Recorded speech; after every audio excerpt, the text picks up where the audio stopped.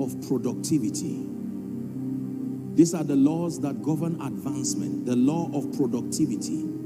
Proverbs chapter 18, please, and verse 16, the law of productivity. It says the gift of a man, Proverbs 18 and verse 16, the gift of a man maketh room for him and bringeth him before great men. So your gift is like an usher.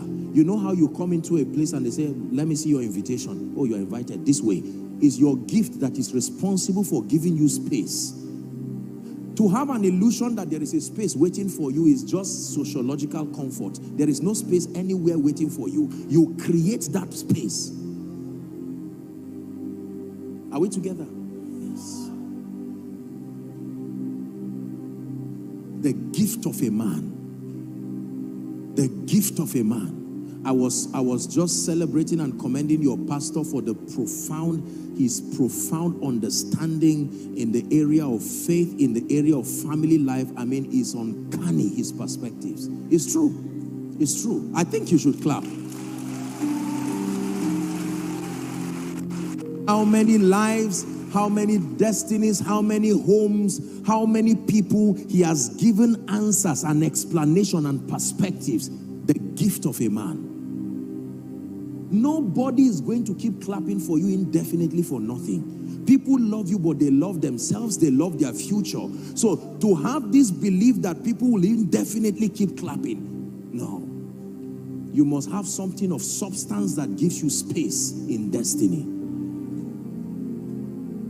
I made up my mind as a covenant with my own life and destiny that everywhere God has granted me a gift and an ability, I will sharpen it in a way that it will be impossible for a generation to ignore you.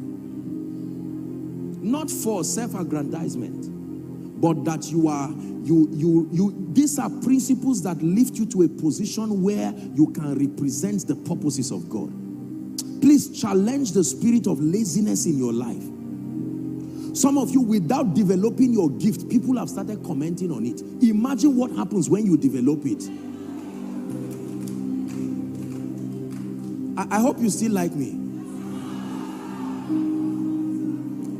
Please, listen to me. Nobody goes to a mango tree without mango and just starts clapping and is happy.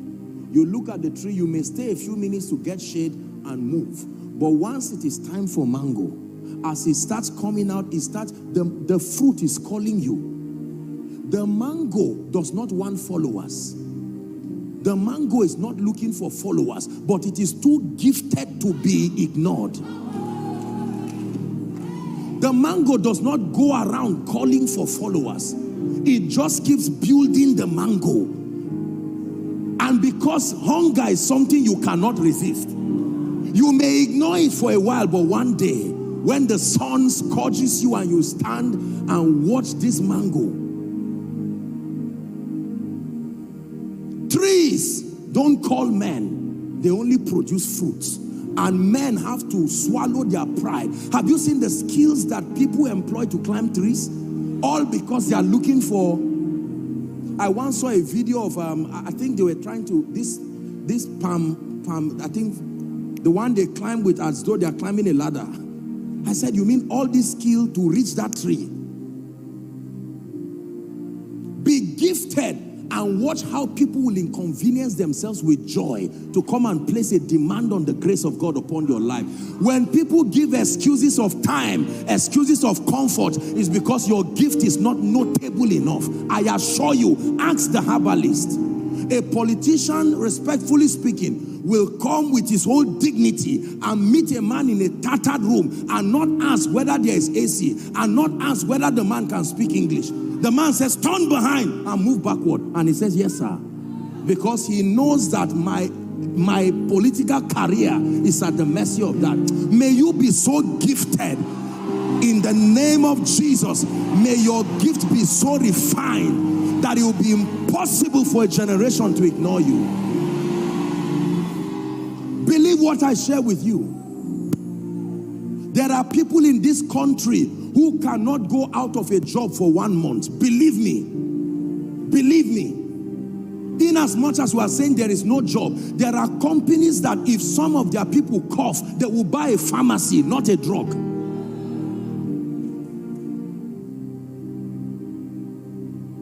Make up your mind that you will be so gifted. If it's in ministry, discern the dimensions of God's grace that he has put and work it out. Place your life upon it. Apostle, God has called me to be a prophet. Like who? Everything you prophesy is wrong. The world will not place a demand on that kind of grace. Let's in the name of honesty.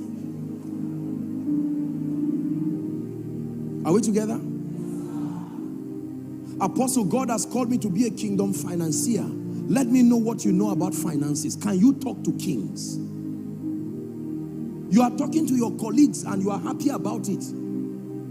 Your colleagues are not billionaires. Thank God for them. But your goal is to be able to mentor kings, that a nation will call you to hear the counsel of God upon your life.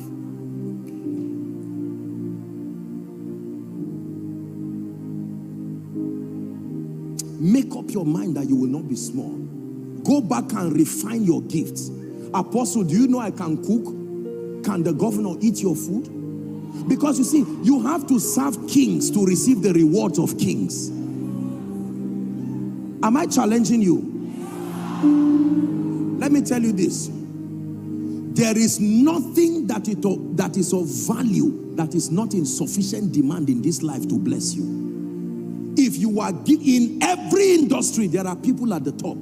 It's those who are at the top that enjoy the blessings.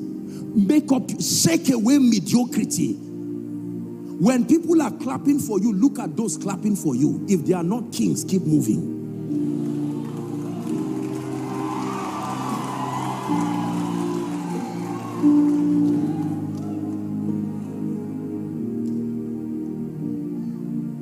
Mark 1:37.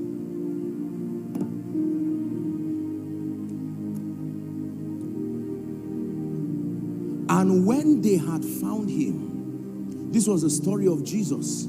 Jesus had finished healing, doing several things. He ran away to go and just rest and pray, and men would not let him rest.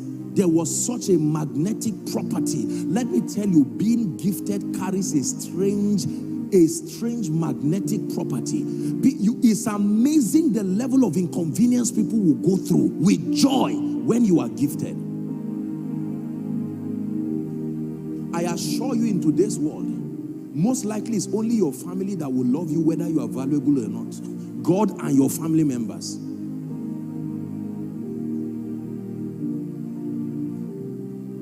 They are enough to support you, but not enough to reward you. The vast majority of your reward will be in the hands of people who are in desperate need. They need people who are gifted. I made a vow with God that you will never meet me twice to be blessed. No. Can you rise to that level of grace? Can you rise to that level of value? You are a CEO, your company. What solutions are you providing? Can I meet you once and be addicted to you because of the power of the value that you carry?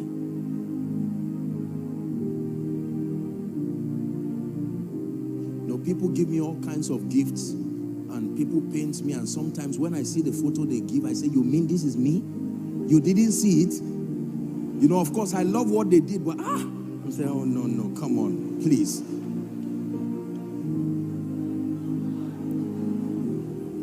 Are we together? And yet there are a few that I look at and I'm like, you drew this? You say, yes, sir. What do you do? You say, once in a while I just do it. And I'm saying, my goodness, once in a while?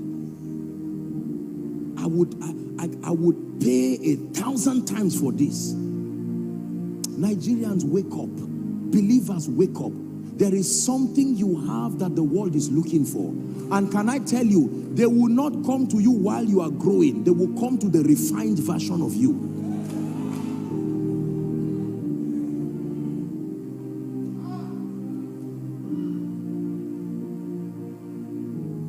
If your pastor hides today and says he's not going to preach for 5 months, he's going to have to beg God in that retreat and say, God, release me to bless people, because they will not let him rest.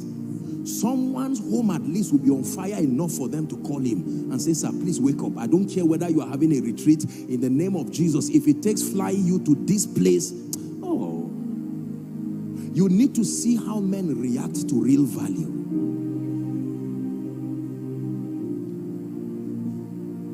Your desire of decades can come to you in a moment when you make up your mind to be truly valuable. These are the laws of advancement. You enter your Sabbath to the degree to which you are valuable. You rise to a point where competition is no longer a possibility. You never have planes clashing with themselves in the air. There is enough space there. Traffic is usually down.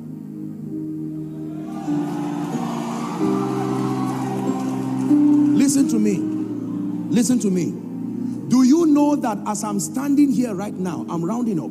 As I'm standing here right now, no matter how I stretch, I can't see the island. No matter how I stretch, I can't see Abeokuta, Ogun State, because I'm on the ground. But a star can be shining here, and I can call someone in another state. He can still see the same star because it is high to the sky. If you become that star from where you are, you don't have to be moving.